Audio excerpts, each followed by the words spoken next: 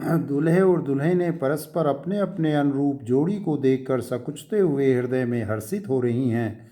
सब लोग प्रसन्न होकर उनकी सुंदरता की सराहना करते हैं और देवगण फूल बरसा रहे हैं।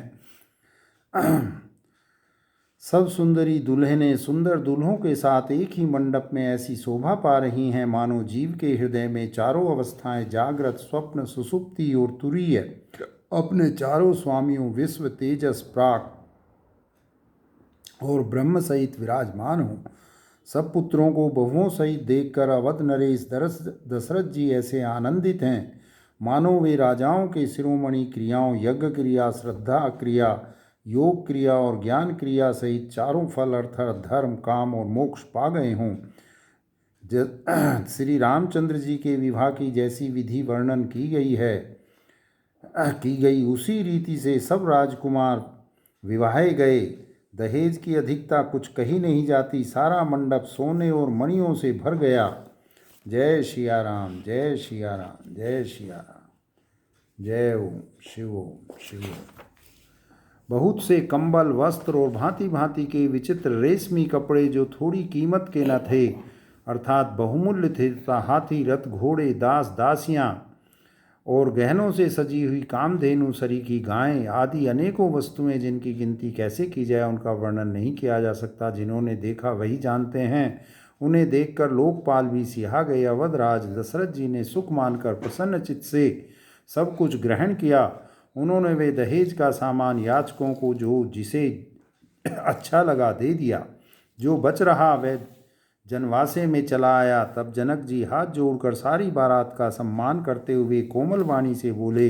आदर, दान, विनय और बड़ाई के द्वारा सारी बारात का सम्मान कर राजा जनक ने महान आनंद के साथ प्रेम पूर्वक लाड़ करके मुनियों के समूह की पूजा एवं वंदना की।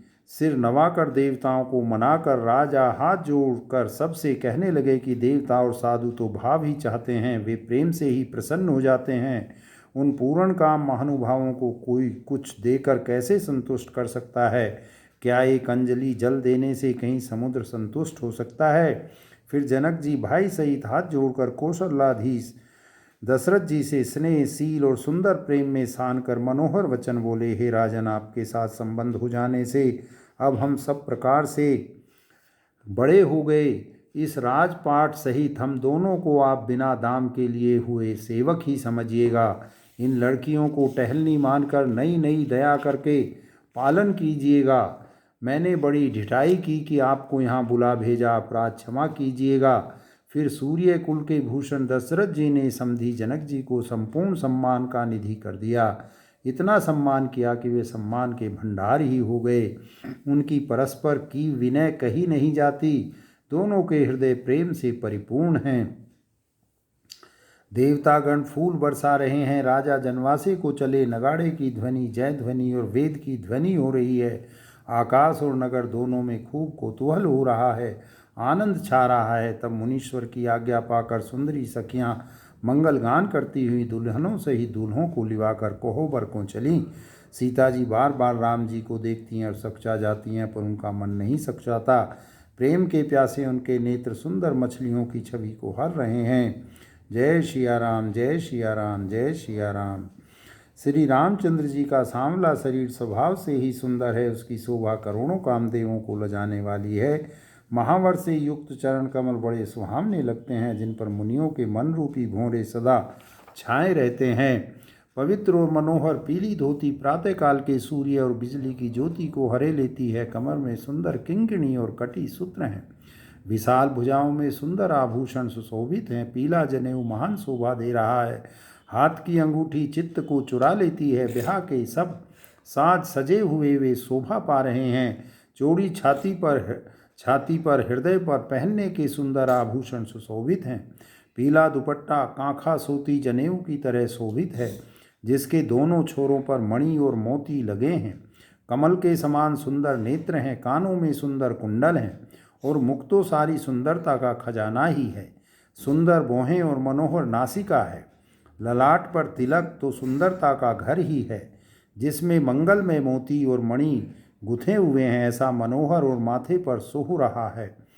मोर माथे पर सो रहा है। सुंदर मोर में बहुमूल्य मणियाँ गुथी हुई हैं, सभी अंग चित्त को चुराए लेते हैं।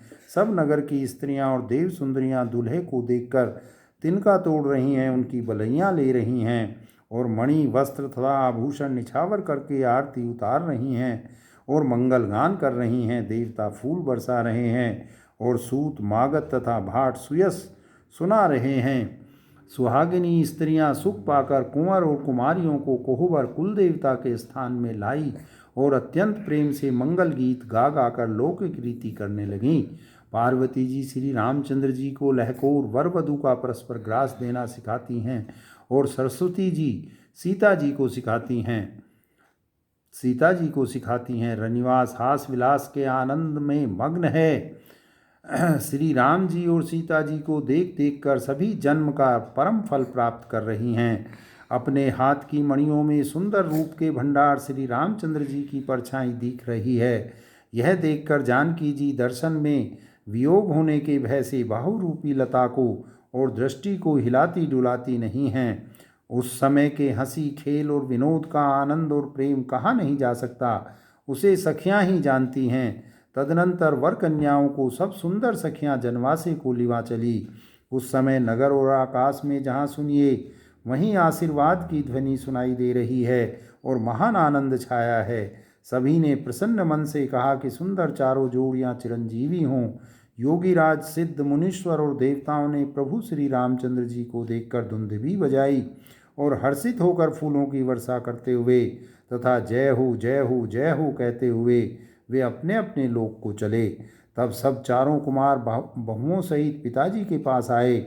ऐसा मालूम होता था मानो शोभा मंगल और आनंद से भरकर जनवासा उमड़ पड़ा हो। जय सिया राम, जय सिया राम, जय सिया राम, जय सिया राम। फिर बहुत प्रकार की रसोई बनी। जनक जी ने बरातियों को बुला भेजा। राजा दशरथ जी ने पुत्रों सहित गमन किया। अनुपम वस्त्रों के पांवड़े पड़ते जाते हैं। आदर के साथ सबके चरण धोए और सबको यथा योग्य पीढ़ों पर बैठाया। तब जनक जी ने अवधपति दशरथ जी के चरण धोए। उनका शील और स्नेह वर्णन नहीं किया जा सकता। फिर श्री रामचंद्र जी के चरण कमलों को धोया जो श्री शिव जी के हृदय कमल में छिपे रहते हैं। तीनों भाइयों को श्री रामचंद्र जी के ही समान जानकर जनक जी ने उनके भी चरण अपने हाथों से धोए। राजा जनक जी ने सभी को उचित आसन दिए और सब परसने वालों को बुला लिया। आदर के साथ पत्तलें पड़ने लगी जो मणियों के पत्तों से सोने की कील लगाकर बनाई गई थी। चतुर और विनीत रसोइये सुंदर स्वादिष्ट और पवित्र दाल भात और गाय का सुगंधित घी क्षण भर में सबके सामने परस गए। सब लोग पंचकोर करके ओम भोजन करने लगे। गाली का गाना सुनकर वे अत्यंत प्रेम मग्न हो गए। अनेकों तरह के अमृत के समान पकवान परसे गए जिनका बखान नहीं हो सकता। चतुर रसोइये नाना प्रकार के व्यंजन परसने लगे, उनका नाम कौन जानता है। 4 प्रकार के भोजन की विधि कही गई है, उनमें से एक एक विधि के इतने पदार्थ बने थे कि जिनका वर्णन नहीं किया जा सकता। 6 रसों के बहुत तरह के सुंदर स्वादिष्ट व्यंजन हैं, एक एक रस के अनगिनत प्रकार के बने हैं। भोजन करते समय पुरुष स्त्रियों के नाम ले लेकर स्त्रियां मधुर ध्वनि से गाली दे रही हैं। समय की सुहावनी गाली शोभित हो रही हैं, उसे सुनकर समाज सहित राजा दशरथ जी हंस रहे हैं। इस रीति से सभी ने भोजन किया और तब सबको आदर सहित आचमन हाथ मुंह धोने के लिए जल दिया। फिर पान देकर जनक जी ने समाज सहित दशरथ जी का पूजन किया। सब राजाओं के सिरमौर चक्रवर्ती श्री दशरथ जी प्रसन्न होकर जनवासे को चले। जनकपुर में नित्य नए मंगल हो रहे हैं। दिन और रात पलक के समान बीतते जाते हैं। बड़े सवेरे राजाओं के मुकुटमणि दशरथ जी जागे। याचक उनके गुण समूह का गान करने लगे। चारों कुमारों को सुंदर वधुओं सहित देखकर उनके मन में जितना आनंद है वह किस प्रकार कहा जा सकता है। वे प्रातः क्रिया करके गुरु वशिष्ठ जी के पास गए। उनके मन में महान आनंद और प्रेम भरा है। राजा प्रणाम और पूजन करके फिर हाथ जोड़कर मानो अमृत में डुबोई हुई वाणी बोले, जय सिया राम, जय सिया राम। हे मुनिराज सुनिए, आपकी कृपा से आज मैं पूर्ण काम हो गया। हे स्वामी, अब सब ब्राह्मणों को बुलाकर उनको सब तरह गहनों कपड़ों से सजी हुई गायें दीजिए। यह सुनकर गुरु जी ने राजा की बड़ाई करके फिर मुनिगणों को बुलवा भेजा। तब वामदेव, देव ऋषि, नारद, वाल्मीकि, जाबाली और विश्वामित्र आदि तपस्वी श्रेष्ठ मुनियों के समूह आए। राजा ने सबको दंडवत प्रणाम किया और प्रेम सहित पूजन करके उन्हें उत्तम आसन दिए। 4 लाख उत्तम गायें मंगवाईं जो कामधेनु के समान अच्छे स्वभाव वाली और सुहावनी थी। उन सबको सब प्रकार से गहनों कपड़ों से सजाकर राजा ने प्रसन्न होकर भूदेव ब्राह्मणों को दिया। राजा बहुत तरह से विनती कर रहे हैं कि जगत में मैंने आज ही जीने का लाभ पाया है। ब्राह्मणों से आशीर्वाद पाकर राजा आनंदित हुए। फिर याचकों के समूहों को बुला लिया और सबको उनकी रुचि पूछकर सोना, वस्त्र, मणि, घोड़ा, हाथी और रथ जिसने जो चाहा सो सूर्य कुल को आनंदित करने वाले दशरथ जी ने दिए। वे सब गुणानुवाद गाते और सूर्य कुल के स्वामी की जय हो जय हो जय हो कहते हुए चले। इस प्रकार श्री रामचंद्र जी के विवाह का उत्सव हुआ। जिन्हें सहस्र मुख हैं वे शेष जी भी उसका वर्णन नहीं कर सकते। बार बार विश्वामित्र जी के चरणों में सिर नवाकर राजा कहते हैं, मुनिराज, यह सब सुख आपके ही कृपा कटाक्ष का प्रसाद है। राजा दशरथ जी जनक जी के स्नेह, शील, करनी और ऐश्वर्य की सब प्रकार से सराहना करते हैं। प्रतिदिन सवेरे उठकर अयोध्या नरेश विदा मांगते हैं, पर जनक जी उन्हें प्रेम से रख लेते हैं। आदर नित्य नया बढ़ता जाता है। प्रतिदिन हजारों प्रकार से मेहमानी होती है। नगर में नित्य नया आनंद और उत्साह रहता है। दशरथ जी का जाना किसी को नहीं सुहाता। इस प्रकार बहुत दिन बीत गए, मानो बराती स्नेह की रस्सी से बंध गए हैं। तब विश्वामित्र जी और सतानंद जी ने जाकर राजा जनक को समझाकर कहा, यद्यपि आप स्नेहवश उन्हें नहीं छोड़ सकते, तो भी अब दशरथ जी को आज्ञा दीजिए। हे नाथ, बहुत अच्छा कहकर जनक जी ने मंत्रियों को बुलवाया। वे आए और जय जीव कहकर उन्होंने मस्तक नवाया। जनक जी ने कहा, अयोध्यानाथ चलना चाहते हैं, भीतर रनिवास में खबर कर दो। यह सुनकर मंत्री, ब्राह्मण, सभासद और राजा जनक भी प्रेम के वश हो गए। जनकपुर वासियों ने सुना कि बारात जाएगी, तब वे व्याकुल होकर एक दूसरे से बात पूछने लगे। जाना सत्य है यह सुनकर सब ऐसे उदास हो गए मानो संध्या के समय कमल सकुचा गए हों। आते समय जहाँ जहाँ बाराती ठहरे थे वहाँ वहाँ बहुत प्रकार का रसोई का सामान भेजा गया। अनेकों प्रकार के मेवे, पकवान और भोजन की सामग्री जो बखानी नहीं जा सकती अनगिनत बैलों और कारों पर भर भर कर भेजी गई। साथ ही जनक जी ने अनेकों सुंदर सैयाएँ भेजी। 1 लाख घोड़े और 25,000 रथ, सब नख से शिखा तक ऊपर से नीचे तक सजाए हुए, 10,000 सजे हुए मता वाले हाथी, जिन्हें देखकर दिशाओं के हाथी भी लजा जाते हैं। गाड़ियों में भर भर कर सोना, वस्त्र और रत्न और भैंस, गाय तथा और भी नाना प्रकार की चीज़ें दी। जनक जी ने फिर से अपरिमित दहेज दिया जो कहा नहीं जा सकता और जिसे देखकर लोकपालों के लोगों की संपदा भी थोड़ी जान पड़ती थी। इस प्रकार सब सामान सजाकर राजा जनक ने अयोध्यापुरी को भेज दिया। बारात चलेगी यह सुनते ही सब रानियां ऐसी विकल हो गईं मानो थोड़े जल में मछलियां छटपटा रही हों। वे बार बार सीता जी को गोद कर लेती हैं और आशीर्वाद देकर सिखावन देती हैं, तुम सदा अपने पति को प्यारी हो, तुम्हारा सुहाग अचल हो, हमारी यही आशीष है। सास, ससुर और गुरु की सेवा करना, पति का रुख देखकर उनकी आज्ञा का पालन करना। सयानी सखियां अत्यंत स्नेह के वश कोमल वाणी से स्त्रियों के धर्म सिखलाती हैं। आदर के साथ सब पुत्रियों को स्त्रियों के धर्म समझाकर रानियों ने बार बार उन्हें हृदय से लगाया। माताएं फिर भेंटती और कहती हैं कि ब्रह्मा ने स्त्री जाति को क्यों रचा। उसी समय सूर्यवंश के पताका स्वरूप श्री रामचंद्र जी भाइयों सहित प्रसन्न होकर विदा कराने के लिए जनक जी के महल को चले। स्वभाव से ही सुंदर चारों भाइयों को देखने के लिए नगर के स्त्री पुरुष दौड़े। कोई कहता है आज ये जाना चाहते हैं। विदेह ने विदाई का सब सामान तैयार कर लिया है। राजा के चारों पुत्र इन प्यारे मेहमानों के रूप को नेत्र भर कर देख लो। हे सयानी, कौन जाने किस पुण्य से विधाता ने इन्हें यहाँ लाकर हमारे नेत्रों का अतिथि किया है। मरने वाला जिस तरह अमृत पा जाए, जन्म का भूखा कल्प वृक्ष पा जाए और नरक में रहने वाला जीव जैसे भगवान के परम पद को प्राप्त हो जाए, हमारे लिए इनके दर्शन वैसे ही हैं। श्री रामचंद्र जी की शोभा को निरख कर हृदय में धर लो, अपने मन को सांप और इनकी मूर्ति को मणि बना लो। इस प्रकार सबको नेत्रों का फल देते हुए सब राजकुमार राजमहल में गए। जय सिया राम, जय सिया राम। रूप के समुद्र सब भाइयों को देखकर सारा रनिवास हर्षित हो उठा। सासवें महान प्रसन्न मन से निछावर और आरती करती हैं। श्री रामचंद्र जी की छवि देखकर वे प्रेम में अत्यंत मगन हो गईं और प्रेम के विशेष वश होकर बार बार चरणों लगी। हृदय में प्रीति छा गई, इससे लज्जा नहीं रह गई। उनके स्वाभाविक स्नेह का वर्णन किस तरह किया जा सकता है। उन्होंने भाइयों सहित श्री राम जी को उबटन करके स्नान कराया और बड़े प्रेम से सटरस भोजन कराया। सुअवसर जानकर श्री रामचंद्र जी शील स्नेह और संकोच भरी वाणी बोले, महाराज अयोध्यापुरी को चलना चाहते हैं, उन्होंने हमें विदा होने के लिए यहाँ भेजा है। हे माता, प्रसन्न मन से आज्ञा दीजिए और हमें अपने बालक जानकर सदा स्नेह बनाए रखिएगा। इन वचनों को सुनते ही रनिवास उदास हो गया। सास में प्रेम बस बोल नहीं सकती।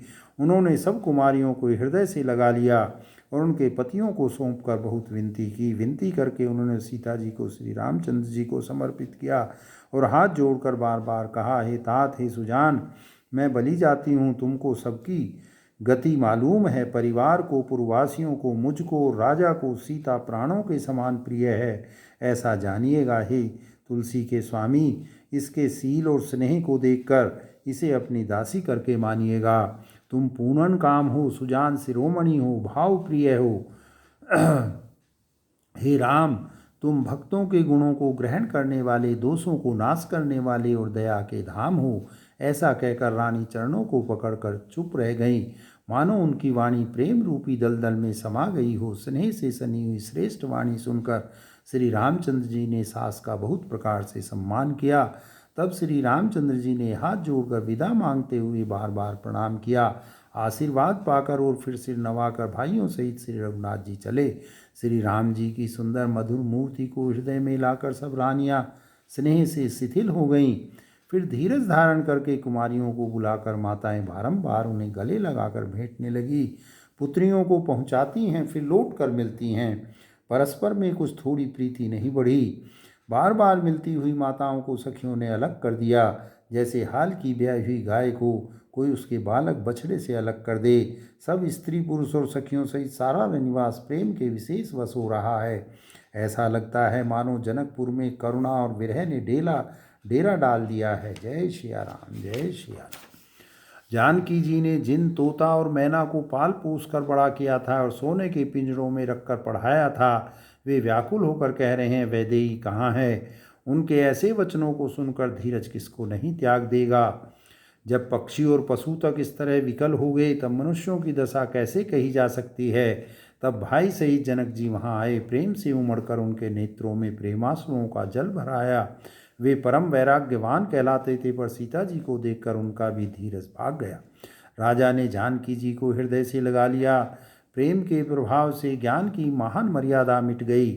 सब बुद्धिमान मंत्री उन्हें समझाते हैं, तब राजा ने विषाद करने का समय न जानकर विचार किया। बारंबार पुत्रियों को हृदय से लगाकर सुंदर सजी हुई पालकियां मंगवाई। सारा परिवार प्रेम में विवश है। राजा ने सुंदर मुहूर्त जानकर सिद्धि सहित गणेश जी का स्मरण करके कन्याओं को पालकियों पर चढ़ाया। राजा ने पुत्रियों को बहुत प्रकार से समझाया और उन्हें स्त्रियों का धर्म और कुल की रीति सिखाई। बहुत से दासी दास दिए जो सीता जी के प्रिय और विश्वास पात्र सेवक थे। सीता जी के चलते समय जनकपुरवासी व्याकुल हो गए। मंगल की राशि शुभ शकुन हो रहे हैं। ब्राह्मणों मंत्रियों के समाज सहित राजा जनक जी उन्हें पहुंचाने के लिए साथ चले। समय देखकर बाजे बजने लगे। बरातियों ने रथ, हाथी और घोड़े सजाए। दशरथ जी ने सब ब्राह्मणों को बुला लिया और उन्हें दान और सम्मान से परिपूर्ण कर दिया। उनके चरण कमलों की धूलि सिर पर धरकर और आशीष पाकर राजा आनंदित हुए और गणेश जी का स्मरण करके उन्होंने प्रस्थान किया। मंगलों के मूल अनेकों शकुन हुए। देवता हर्षित होकर फूल बरसा रहे हैं और अप्सराएं गान कर रही हैं। अवधपति दशरथ जी नगाड़े बजाकर आनंद पूर्वक अयोध्यापुरी को चले। राजा दशरथ जी ने विनती करके प्रतिष्ठित जनों को लौटाया और आदर के साथ सब मंगनों को बुलवाया। उनके गहने, कपड़े, घोड़े, हाथी दिए और प्रेम से पुष्ट करके सबको संपन्न अर्थात बलयुक्त कर दिया। वे सब बारंबार विरदावली कुल कीर्ति बखान करो श्री रामचंद्र जी को हृदय में रखकर लौटे। कौशलाधीश दशरथ जी बार बार लौटने को कहते हैं, परंतु जनक जी प्रेमवश लौटना नहीं चाहते। दशरथ जी ने फिर सुहावने वचन कहे, हे राजन, बहुत दूर आ गए, अब लौटिए। फिर राजा दशरथ जी रथ से उतरकर खड़े हो गए। उनके नेत्रों में प्रेम का प्रभाव बढ़ाया। जय सिया राम, जय सिया राम। तब जनक जी हाथ जोड़कर मानो स्नेह रूपी अमृत में डुबोकर वचन बोले, मैं किस तरह बनाकर विनती करूं। हे महाराज, आपने मुझे बड़ी बड़ाई दी है। अयोध्यानाथ दशरथ जी ने अपने स्वजन समधि का सब प्रकार से सम्मान किया। उनके आपस के मिलने में अत्यंत विनय थी और इतनी प्रीति थी जो हृदय में समाती न थी। जनक जी ने मुनि मंडली को सिर नवाया और सभी से आशीर्वाद पाया। फिर आदर के साथ वे रूप, सील और गुणों के निधान सब भाइयों से अपने दामादों से मिले और सुंदर कमल के समान हाथों को जोड़कर ऐसे वचन बोले जो मानो प्रेम से ही जन्मे हों। हे राम जी, मैं किस प्रकार आपकी प्रशंसा करूं। आप मुनियों और महादेव जी के मन रूपी मानसरोवर के हंस हैं। योगी लोग जिनके लिए क्रोध, मोह, ममता और मत को त्याग कर योग साधना करते हैं, जो सर्वव्यापक ब्रह्म, अव्यक्त, अविनाशी, चिदानंद, निर्गुण और गुणों की राशि हैं, जिनको मन सहित वाणी नहीं जानती और सब जिनका अनुमान ही करते हैं, कोई तर्क ना नहीं कर सकते, जिनकी महिमा को वेद नेति कहकर वर्णन करता है और जो सच्चिदानंद तीनों कालों में एक रस सर्वदा और सर्वथा निर्विकार रहते हैं, वे ही समस्त सुखों के मूल। आप मेरे नेत्रों के विषय हुए। ईश्वर के अनुकूल होने पर जगत में जीव को सब लाभ ही लाभ है। आपने मुझे सभी प्रकार से बड़ाई दी और अपना जन जान कर अपना लिया। यदि 10,000 सरस्वती और शेष हों और करोड़ों कल्पों तक गणना करते रहें तो भी हे रघुनाथ जी सुनिए, मेरे सौभाग्य और आपके गुणों की कथा कहकर समाप्त नहीं की जा सकती। मैं जो कुछ कह रहा हूँ वह अपने इस एक ही बल पर कि आप अत्यंत थोड़े प्रेम से प्रसन्न हो जाते हैं। मैं बार बार हाथ जोड़कर यह मांगता हूँ कि मेरा मन भूल कर भी आपके चरणों को न छोड़े। जनक जी के श्रेष्ठ वचनों को सुनकर जो मानो प्रेम से पुष्ट किए हुए थे, पूर्ण काम श्री रामचंद्र जी संतुष्ट हुए। उन्होंने सुंदर विनती करके पिता दशरथ जी, गुरु विश्वामित्र जी और कुल गुरु वशिष्ठ जी के समान जानकर ससुर जनक जी का सम्मान किया। फिर जनक जी ने भरत जी से विनती की और प्रेम के साथ मिलकर फिर उन्हें आशीर्वाद दिया। फिर राजा ने लक्ष्मण जी और शत्रुघ्न जी से मिलकर उन्हें आशीर्वाद दिया। वे परस्पर प्रेम के वश होकर बार बार आपस में सिर नवाने लगे। जनक जी की बार बार विनती और बड़ाई करके श्री रघुनाथ जी सब भाइयों के साथ चले। जनक जी ने जाकर विश्वामित्र जी के चरण पकड़ लिए और उनके चरणों की रज को सिर और नेत्रों में लगाया।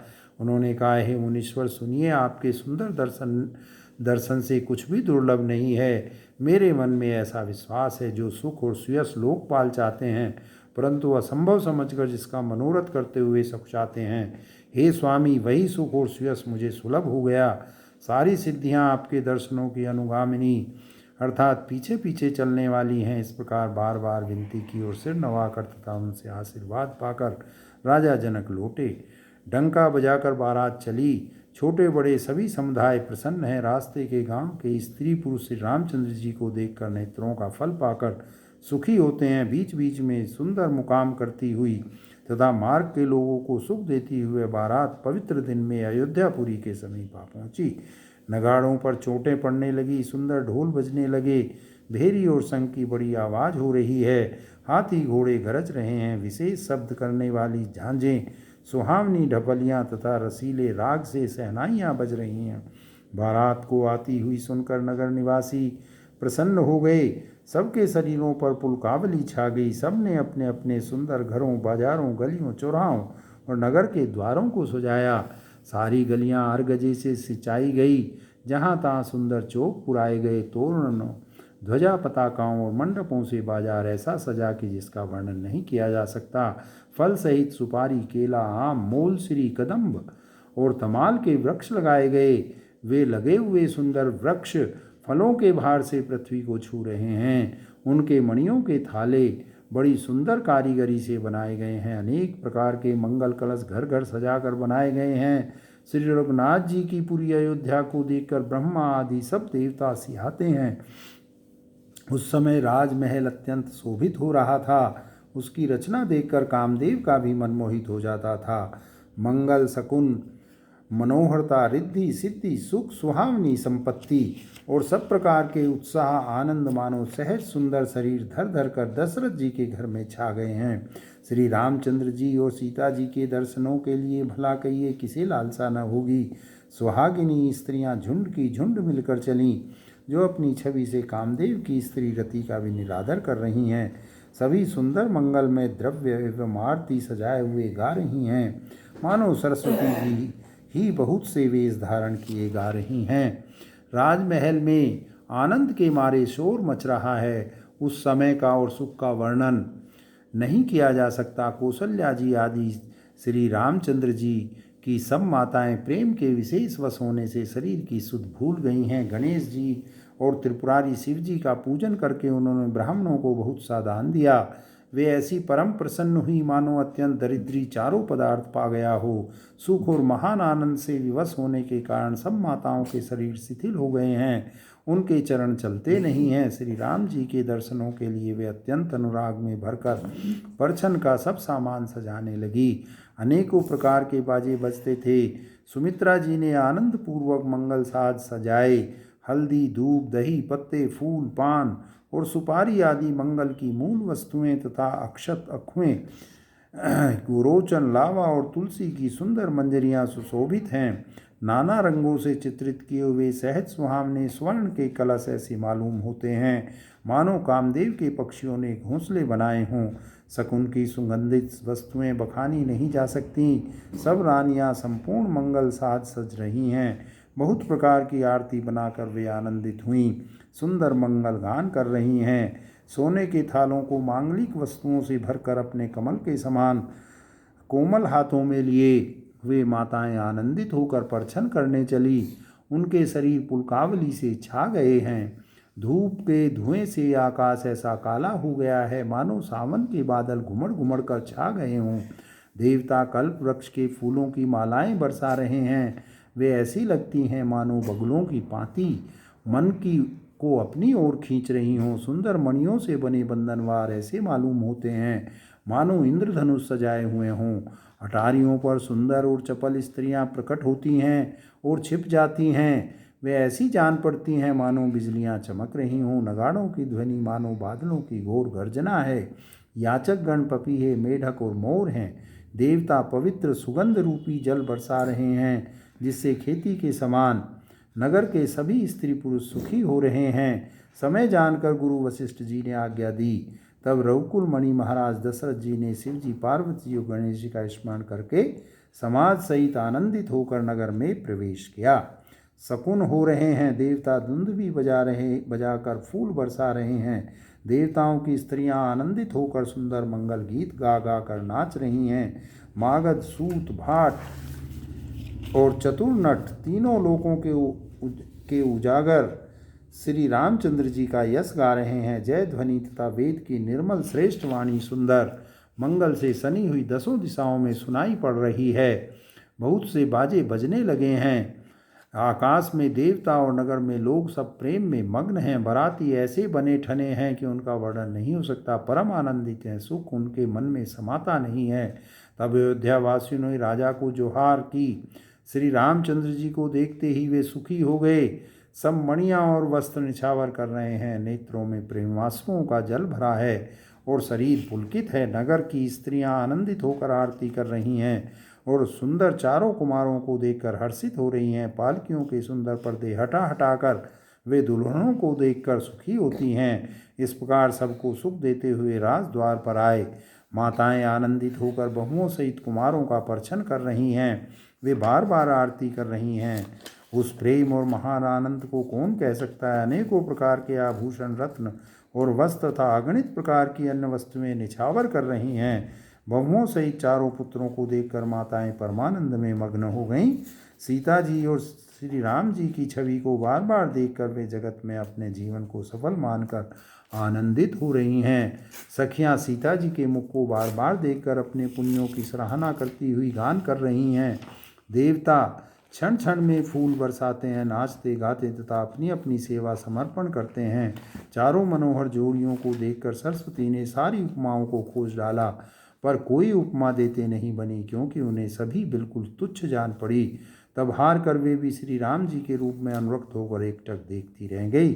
वेद की विधि और कुल की रीति करके अर्ध पावड़े देती हुई बहुओं समेत सब पुत्रों को परछन करके माताएं महल में लिवा चली। स्वाभाविक ही सुंदर 4 सिंहासन थे, जो मानो कामदेव ने ही अपने हाथ से बनाए थे। उन पर माताओं ने राजकुमारियों और राजकुमारों को बैठाया और आदर के साथ उनके पवित्र चरण धोए।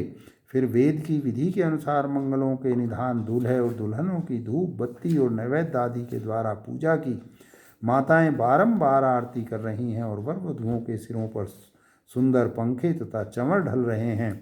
अनेकों वस्तुएं निछावर हो रही हैं। सभी माताएं आनंद से भरी हुई ऐसी सुशोभित हो रही हैं मानो योगी ने परम तत्व को प्राप्त कर लिया। सदा के रोगी ने मानो अमृत पा लिया।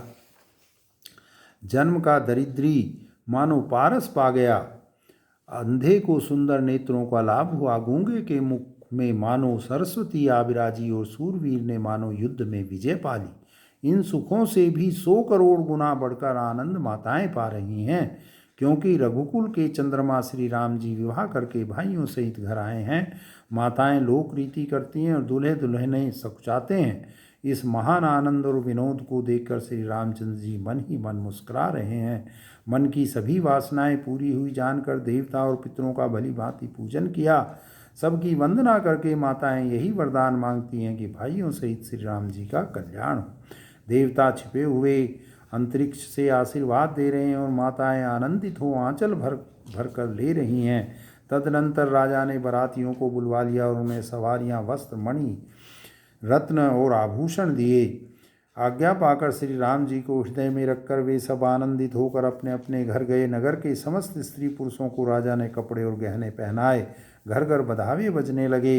याचक लोग जो जो मांगते हैं विशेष प्रसन्न होकर राजा उन्हें वही वही देते हैं। संपूर्ण सेवकों और बाजे वालों को राजा ने नाना प्रकार के दान और सम्मान से संतुष्ट किया। सब जोहार वंदन करके आशीष देते हैं, गुण समूहों की कथा गाते हैं। तब गुरु और ब्राह्मणों सहित राजा दशरथ जी ने महल में गमन किया। वशिष्ठ जी ने जो आज्ञा दी उसे लोक और वेद की विधि के अनुसार राजा ने आदरपूर्वक किया। ब्राह्मणों की भीड़ देखकर अपना बड़ा भाग्य जानकर सब रानियां आदर के साथ उठी। चरण धोकर उन्होंने सबको स्नान कराया और राजा ने भली भांति पूजन करके उन्हें भोजन कराया। आदर, दान और प्रेम से पुष्ट हुए वे संतुष्ट मन से आशीर्वाद देते हुए चले। राजा ने गाधी पुत्र विश्वामित्र जी की बहुत तरह से पूजा की और कहा, हे नाथ, मेरे समान धन्य दूसरा कोई नहीं है। राजा ने उनकी बहुत प्रशंसा की और रानियों सहित उनकी चरण धूलि को ग्रहण किया। उन्हें महल के भीतर ठहरने को उत्तम स्थान दिया, जिसमें राजा और सब्र निवास उनका मन जोहता रहे। फिर राजा ने गुरु वशिष्ठ जी के चरण कमलों की पूजा की और विनती की। उनके हृदय में कम प्रीति न थी, अर्थात बहुत प्रीति थी। बहुओं सहित सब राजकुमार और सब रानियों समेत राजा बार बार गुरु जी के चरणों की वंदना करते हैं और मुनीश्वर आशीर्वाद देते हैं। राजा ने अत्यंत प्रेम पूर्ण हृदय से पुत्रों को और सारी संपत्ति को सामने रखकर विनती की, परंतु मुनिराज ने पुरोहित के नाते केवल अपना नेक मांग लिया और बहुत तरह से आशीर्वाद दिया। फिर सीता जी सहित श्री रामचंद्र जी को हृदय में रखकर गुरु